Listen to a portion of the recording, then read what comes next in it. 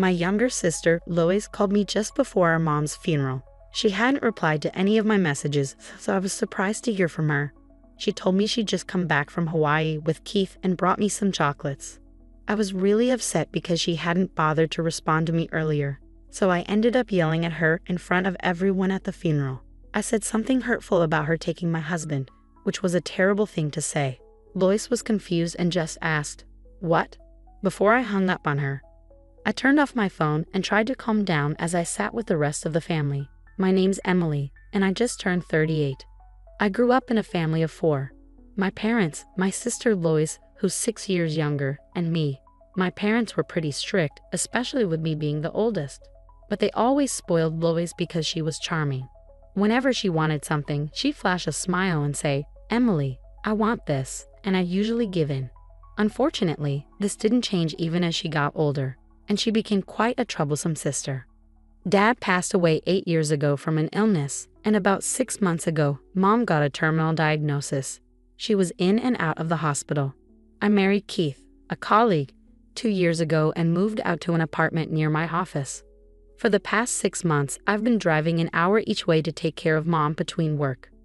Lois moved back home and quit her job a year ago after a breakup. Even though she lived there, she kept pushing the caregiving responsibility onto me, saying I was better at it. So I took a month off work to look after Mom. But despite my efforts, she passed away 2 days ago. And where was Lois?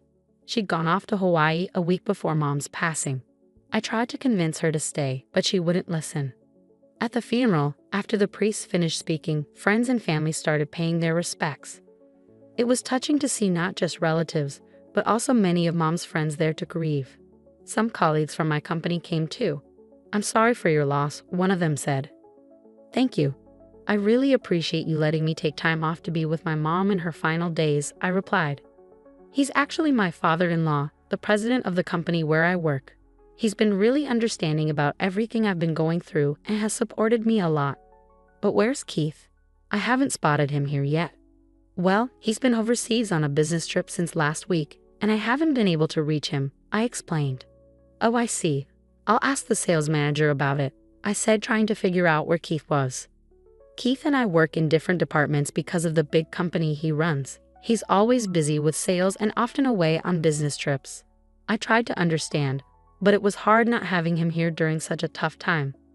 I was worried about handling everything alone, especially with no contact from him or my sister. Meanwhile, my father-in-law made the effort to be there for the funeral. Despite his busy schedule, his support meant the world to me, and it almost brought me to tears. I had to hold him back as we rode in the limo to the crematory with the rest of the family. When I turned my phone back on, I found almost 30 voicemails, mostly from Lois. "Answer your phone. You can't just make up some ridiculous lies because you're upset that I took Keith from you," she yelled in her messages. "She took Keith from me?" I questioned, trying to recall if Lois had hinted at something like that during her call before the funeral. But I was too busy dealing with the mourners to fully grasp what she was saying.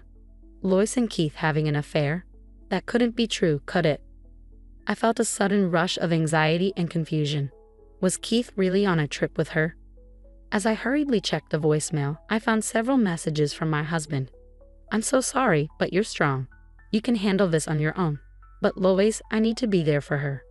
We need to end things," he said in a message that felt like it came from a soap opera script. Hearing those words, I couldn't help but mutter, "I wish I hadn't heard that." Finding out that my husband and sister were having an affair and enjoying themselves in Hawaii during my mother's funeral felt like a cruel blow. "You need to come right away if you want to say your final goodbye to Mom. We're already heading to the crematory," I reluctantly informed my sister over the phone. "That's not funny. Stop lying. You're just bitter because I took Keith from you," she shot back. "But it's true. You must be upset about losing your husband." "Yes, he's the next company president and wealthy." "I get it, Emily, but there are lies and then there are terrible lies. You're an adult. You should know better," she retorted. "I never thought I'd hear that from you," I replied. I was surprised though. I had no idea that you and Keith were cheating. I could almost hear the smirk in Lois's voice. She'd always loved playing tricks on me since we were kids and would laugh when I fell for them. I sighed in frustration. "Anyway, this isn't the time for this. If you want to say your final goodbye to Mom, come now," I urged. I'm tired of that lie. So why do you have cheese? Lois asked abruptly. Ask his father, I replied, throwing the question back at them. I could hear them discussing on the other end, probably caught off guard by me bringing up his father. Eventually my husband, who seemed to be with Lois, took the phone. Emily, is that true? He asked. If you don't believe it, do whatever you want. I'm hanging up now, I stated firmly before ending the call. Soon we arrived at the crematory. It was my last chance to say goodbye to Mom, and my mind was in turmoil with the whirlwind of emotions from the past few days and the pain of losing my mother. I felt lost and overwhelmed, tears streaming down my cheeks. Seeing me like this, one of my relatives comforted me, saying, Your mom would surely be grateful to you, Emily, for taking such good care of her until the end. I stood in front of my mother's casket, bidding her my final farewell. Mom, thank you for everything. I'm going to miss you so much, I whispered. Just as her casket was being carried out for cremation, there was sudden commotion. Wait a minute, where's Mom? My sister and husband burst in, their voices loud and frantic. Lois tried to hold onto the casket as it disappeared behind the doors, but they closed abruptly, leaving her wailing in despair, with Keith looking stunned. We should move along now. We're disturbing others, I said, trying to keep calm. Why didn't you tell me, Emily? I didn't get to see Mom at the end. It's your fault. Lois accused me, her voice filled with anguish. My fault? I echoed, bewildered by her accusation. Absolutely. If it was this serious, you should have told me earlier. You never said anything. Lois accused, her voice filled with frustration. I couldn't help but feel exasperated. How many times had I explained our mother's health condition to her? Every time she'd just brush it off, saying, I don't know how to handle any of this. I'll leave it to you, Emily. That's right. This all happened because you didn't explain how serious Mom's condition was. It's your fault, Lois continued to blame me. Even Keith, my husband, joined in, pointing fingers at me. I stared at them in disbelief. Then what were you two doing all this time? I demanded, my voice rising with anger. They gasped, finally falling silent. If you can't say it, I will. You were off on a fun-filled romantic getaway in Hawaii together, weren't you? As the relatives murmured, clearly taken aback by the unfolding drama, I couldn't help but feel the weight of their disbelief. For so long, whenever they asked, what's wrong with Lois? Or isn't Keith coming? I've been making excuses for them, trying to shield them from judgment. Mom, I'm sorry. I really wanted to say goodbye to you more peacefully, I whispered in my mind, seeking her forgiveness. Gathering my resolve, I knew I had to clear the air. When did this affair start exactly? You both knew I was on leave caring for Mom, right? I was struggling, asking for help countless times, but all you did was have fun together, didn't you? I questioned, my voice tinged with frustration and hurt. Enough. It's all your fault, Emily. You didn't keep Keith close enough. Lois snapped back. What's that supposed to mean? I demanded, my patience wearing thin. You need to prioritize your husband more. He's been feeling bored at home because all you talk about is work and caregiving. Poor Keith, Lois chided, her words dripping with disdain. Oh, so that's what he said, I retorted, shooting a glare at Keith, who quickly averted his eyes, unable to meet my gaze. Emily, you managed to marry a wealthy future company president, but you've become conceited. That's why he was drawn to me. It's always been like this with you, Lois continued, her tone accusatory. In reality, Lois had a history of stealing my boyfriends back in high school and university. The only time she didn't succeed was with Keith because she was already with her own boyfriend then. What a disappointment. From now on, I'll be with Keith and become the future president's wife. So break up with him, Lois demanded. Fine, you can have Keith. I'll divorce him, I declared, my resolve firm. By then, I was beyond caring. When I decided to marry Keith, I had no clue he was the president's son. He worked at a regional branch and later joined my department at headquarters. Keith was charming, easygoing, and quickly became part of our team. As we grew closer, I developed feelings for him. We started dating, and when he proposed, I was thrilled. It wasn't until I visited his parents' house that I learned his father was the company president. It was quite a shock. So promise me you won't come back later begging to avoid the divorce, Keith pleaded. I won't do that, I assured him. Are you really sure about leaving me? He pressed. Yes, I am, I replied firmly. If you leave me, No man will want to marry a workaholic like you. You know that, right? He warned. I'll live my life as I please on my own terms. But for today, please just say your final goodbye to Mom properly, I pleaded with him. Keith and Lois exchanged knowing looks, smirking as if they had won some sort of victory. The relatives watched on, their brows furrowed, clearly disturbed by the unfolding situation. I'm truly sorry for the scene you all witnessed. I apologized to my relatives, feeling a pang of guilt. I heard Lois whispering to me, always playing the good girl. I hate this about you. I've tolerated a lot from her because she's my younger sister, but I've had enough. I won't consider her family anymore. I'm divorcing Keith, and now I feel like I have no family left. All I can do is prepare myself for that reality. I bit my lip, feeling the weight of it all. 2 weeks have passed since then.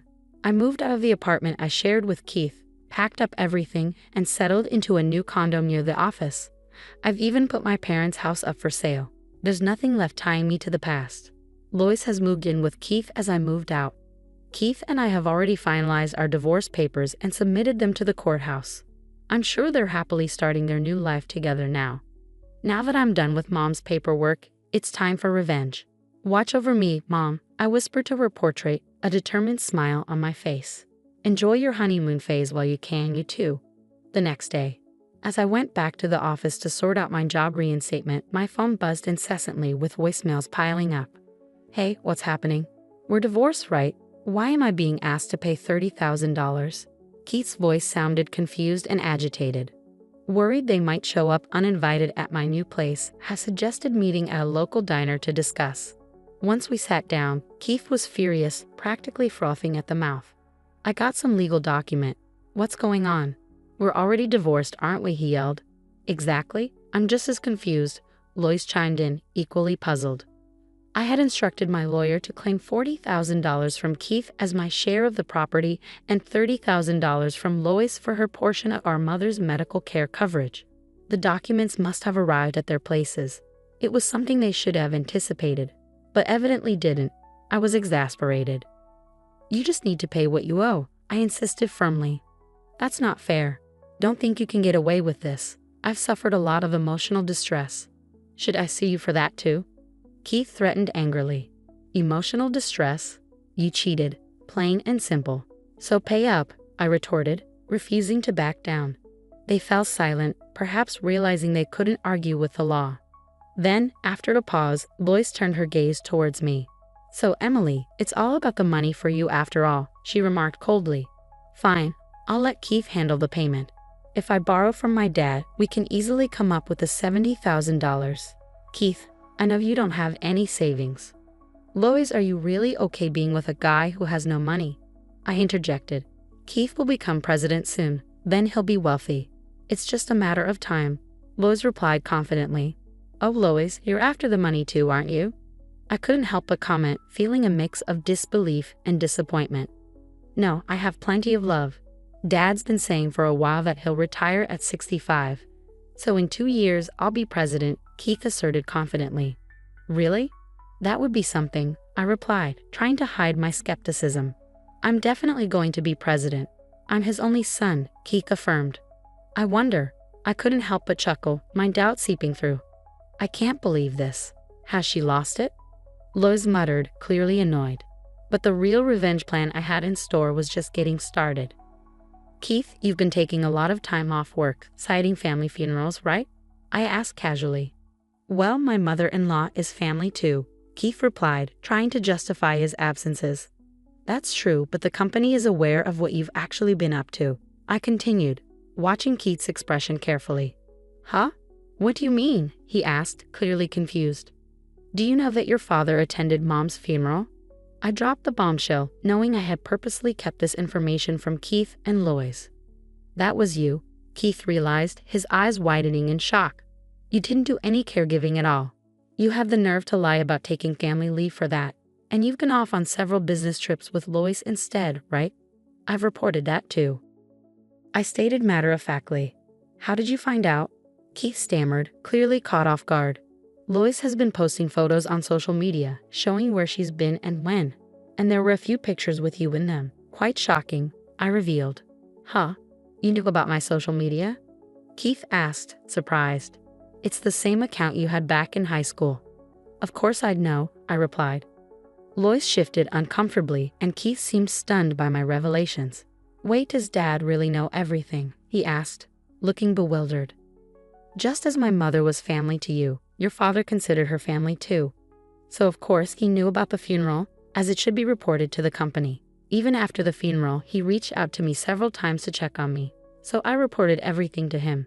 And he's quite furious. He also made it clear he has no intention of making you the next president, I explained, dropping another bombshell. Huh? But I'm his son, Keith protested, disbelief written all over his face. He said he doesn't recall ever mentioning our company follows hereditary succession. He also made it clear he doesn't need a son who would act so disloyally. I informed them, relishing their shock. So Keith won't be the president? Lois asked, her voice filled with disbelief. As I watched their pale faces, I decided to push them even further. And just so you know, I'll be taking over as president starting next month. Huh? Keith and Lois exclaimed simultaneously. In fact, I've just received the official notice from the president and my superiors at the company. I've been formally appointed as the new president, I announced confidently. There's no way they'd make you president, Keith protested, clearly rattled. If you think it's a lie, why don't you call your father and ask? I challenged him. Keith hurriedly dialed his father's number, while Lois, his new wife, watched anxiously. So Emily is really going to be the president? It's true? So I won't become the president's wife? If I had known, I wouldn't have taken you from Emily. Lois lamented, her voice tinged with regret. But you just said you loved me, Keith muttered, stunned by the turn of events. That was considering your assets, I clarified firmly. What did you say? Keith's voice rose in confusion and frustration. Unable to tolerate their squabbling any longer, I stood up. If you two want to argue, do it somewhere else. And I'll be expecting the payment. Thank you. Wait, please don't leave me. Please, sis, support me, Keith pleaded desperately. I evaded their outstretched hands and walked away. Eventually, the couple ended up divorcing. Keith was demoted by his father and eventually resigned from his job. Now he works multiple part-time jobs every day to pay off his debts to me. Lois, on the other hand, is reportedly working at a bar at night. Initially, she seemed to be doing well, but she fell victim to a bad situation after being deceived by a dishonest man. Meanwhile, I've become the president. Admittedly, it's for a small company that operates as a subsidiary in the caregiving industry, established based on the proposal I submitted during my caregiving leave. However, the caregiving sector is projected to grow in the future, and I'm determined to excel. I'll give it my all from here on out.